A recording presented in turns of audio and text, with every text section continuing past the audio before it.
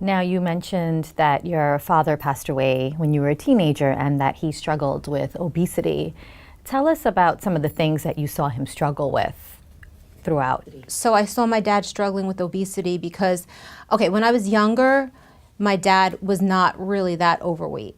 And as the years passed, I mean, I only knew him for 14 years, but when I was 10, 11, 12, I started to watch him gain weight.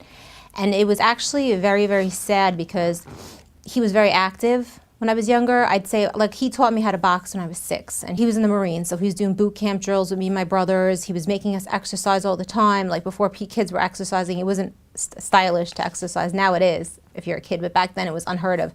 People still remember my neighborhood. Oh, you were the kids that were running up and down the block, like, doing all these crazy drills. So my dad had us doing that when we were young, and he would do them with us, and he was very fast. I remember racing him.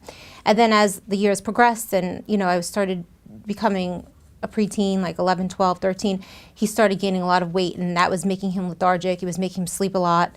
It was probably depressing him because he wasn't able to do the things that he was able to do before.